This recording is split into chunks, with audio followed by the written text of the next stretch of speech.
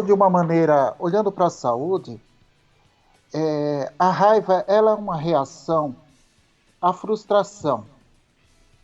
Então, quando a coisa não sai do meu jeito, a raiva me aguça. Agora, isso é uma coisa boa da gente entender. Por quê? Porque nós precisamos, da nossa condição humana, aprender a lidar com as frustrações. A raiva é uma reação quando as coisas não saem do seu jeito também, né? A raiva seria assim um desabafo, algo que acontece num, algo que acontece que eu não gostei. Aí uma expressão que eu acho que não tem um de nós que nunca usou. Ai, que raiva! Trava os dentes, fecha os punhos, né? Sim, E aí essa raiva, as pessoas dizem, ela faz mais mal para você do que para quem você está retribuindo, está se ofendendo com essa raiva, quer se vingar dessa raiva. A sim. raiva faz mais mal para quem sente ou para quem é direcionada? Para ninguém ela faz bem, né? E eu acho que é diferente lidar com a raiva e engolir a raiva. Ah, muito bom. Porque Diferente de lidar ou de engolir. porque na verdade, tanto aquele que parte para a agressão, como aquele que queima o corpo com a raiva, nenhum dos dois está lidando com a situação. Os dois estão encontrando um caminho alternativo. É importante a gente pensar, vou falar rapidamente, essa diferença. Porque a emoção é uma coisa do corpo, ela é uma reação. E o sentimento é uma coisa consciente, ela está em cima do que eu aprendo.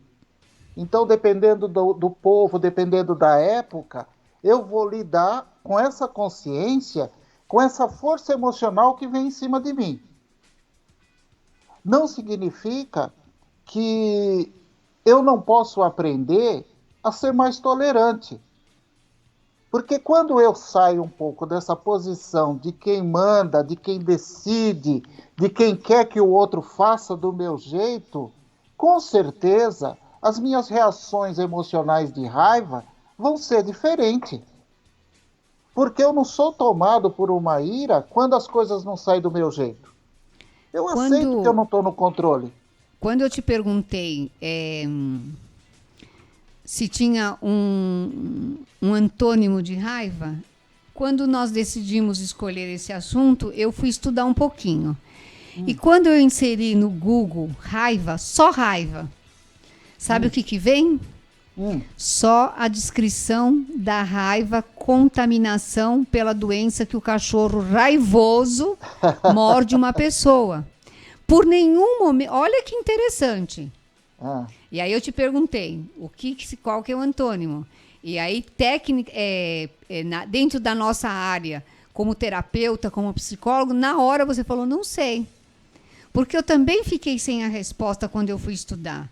E eu sim, achei incrível, porque uma pessoa que se contamina porque a transmissão que o cachorro raivoso morde a outra pessoa, toma injeção na barriga. Olha que louco isso. A sim, pessoa vai pegar doença raivosa. Então, olha como isso é obscuro para cada um de nós que tem esse sentimento, que manifesta esse sentimento. Eu fico num determinado momento raivoso. E o sim, raivoso, ele vem de um ser irracional, sim, né? E aí o Isidoro entrou rapidamente aqui no Google para saber o que é o antônimo. Eu não concordei com nada que caiba aqui dentro do nosso tema. Aí o sim, Isidoro sugeriu que o antônimo seria calmo, calmaria, mas também não concordo. sim. Como Eu, antônimo desse sentimento, na tradução gramatical, não tem uma palavra que eu encontrei para dar para você sai da raiva e entra lá no oposto. sim, Tem isso aí que eu estou entregando, o raivoso. Quando eu falo raivoso, aqui tem um negócio que fica ruim dentro de mim, só de sim, falar essa palavra. Imagina a pessoa, a criatura, o indivíduo sentir essa raiva. E a raiva, Isso aí já fica uma pergunta. Ela tem tamanho? A raiva pode ser pequenininha? A raiva pode ser média? A raiva pode ser um tantão? Tem isso? A gente mede a raiva? Pode ser de várias formas. Pode ser pouca, pode ser muita.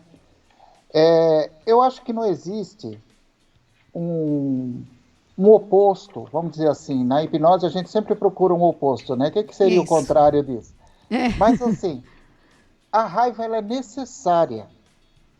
E eu vou falar uma coisa que não é muito simpática, tá? Geralmente coisas que a gente precisa trabalhar não são muito simpáticas. Por quê? Quando você suprime a raiva e que você faz ela fazer mal para você, ou que você é agressivo, ou quando você sente tanta raiva que você se torna uma pessoa irônica, né? Porque a raiva também deixa a pessoa irônica. O que acontece com essa raiva? Por que eu suprimi? E eu vou dizer uma coisa grave agora. Porque eu não quero me educar. Porque eu não quero abrir mão do controle. Porque eu prefiro sentir raiva, eu prefiro queimar o meu estômago do que aceitar que seja diferente do que eu quero. Né? Então, aí eu estou perdido, né? Porque se as coisas não forem diferentes do que eu quero, tá, mas tem uma coisa. Quando uma pessoa está muito viciada na raiva, ela perde a capacidade de ver alternativas. Que ganho secundário é esse que me faz ficar com esse sentimento tão horrível? O que o corpo produz para ela a pessoa segurar esse sentimento de raiva?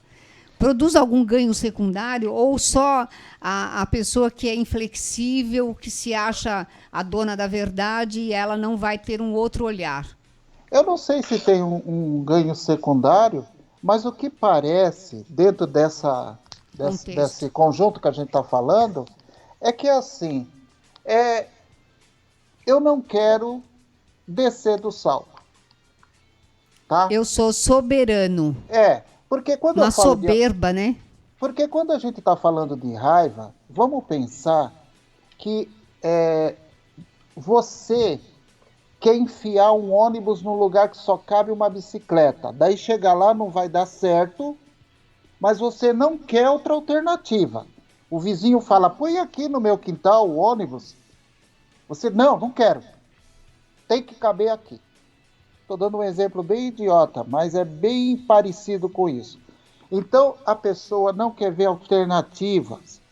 Ela não quer parar para pensar que ela não precisa ser vítima daquilo. Ela só precisa aceitar que as coisas não são exatamente do jeito dela, né? As coisas não são exatamente. Que ela pode parar e pensar em outras alternativas. Ela pode escolher outros lugares. Ela pode escolher outras pessoas. Ela pode escolher outros jeitos de fazer. Mas ela quer impor aquilo.